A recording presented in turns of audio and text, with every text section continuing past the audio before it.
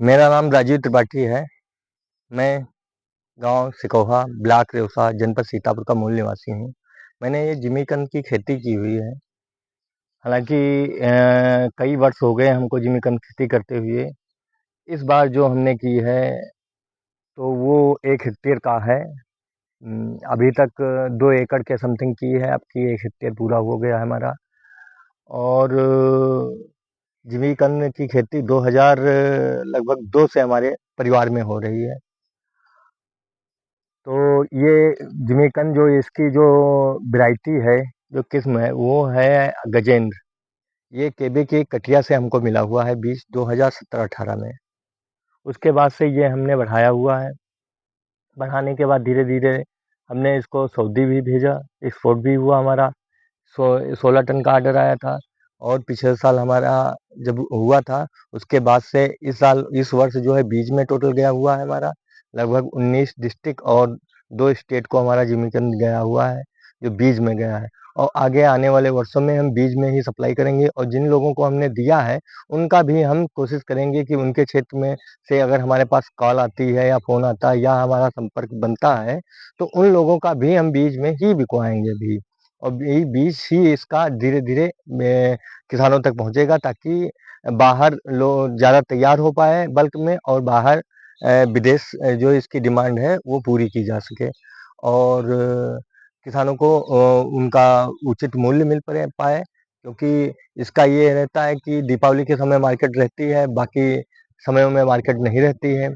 ऐसा कहा जाता है जिमीकंद के बारे में, लेकिन अब ऐसा नहीं रह गया है। इसका प्रति महीने डिमांड रहती है, प्रत्येक महीने आप कभी भी इसको बेच सकते हैं। लेकिन बस क्या है कि जानकारी के अभाव में कुछ हो नहीं पाता है। तो अब ये है कि इसको हमने जो है फरवरी में इसकी बिजाई की थी, खुदाई की थी, उसके बाद मार्च में बिजाई कर दी है। मार्च में बिजाई की तो हमने मेड़ पद्धति से भी की और मल्चिंग बेस की। क्योंकि हम किसानों को बताना चाहेंगे, मल्चिंग उसी खेत में करें जो जो खेत पहले से पड़ा हो, यानी कम से कम 6 महीने से उसको बनाया गया हो, उसमें घास ना होती हो। अगर घास होती है मल्चिंग करेंगे तो सक्सेस नहीं हो पाएंगे, क्योंकि घास ऊपर आएगी, फिर निराई में दिक्कत होगी, जैसा कि मेरे साथ हुआ है। तो अब ये मल्चिंग उसी खेत में करें जिसमें निराई ना होने की संभावना ना हो, घास कम हो, तो मल्चिंग कर दें। मल्चिंग मोटी करें, पतली ना करें, मोटी करें। और खाद वगैरह जो है वो पहले ही शुरू में बेसल डोज में ही डाल दें, क्योंकि बाद में डाला नहीं जा सकता।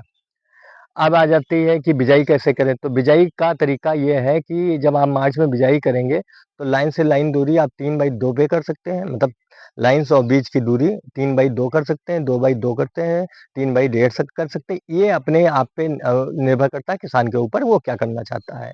वैसे सबसे सुटेबल ये रहेगा कि अगर 2/2 पे करते हैं तो ठीक रहता है मेरी समझ से।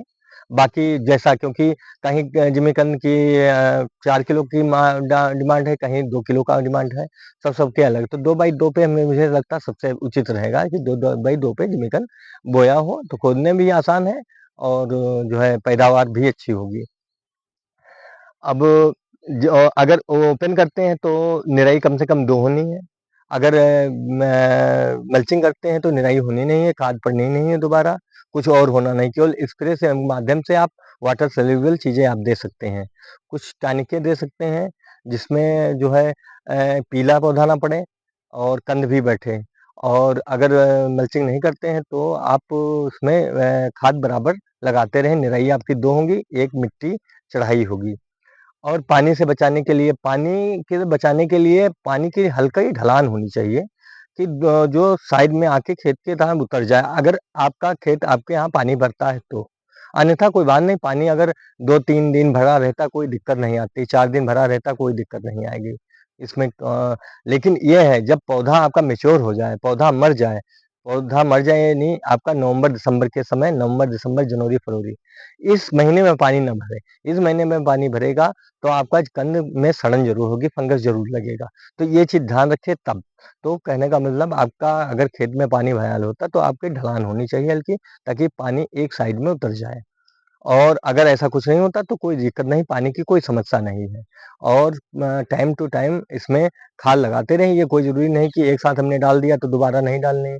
आप जब देना चाहें तब दें, 1 महीने के बाद दें, 15 दिन के बाद दें, आप जैसा देना चाहिए छोटी-छोटी डोज़ में दें। जैसे घूर की खाद देना चाहते हैं तो रिंग टाइप में पौधे के चारों तरफ दे दें।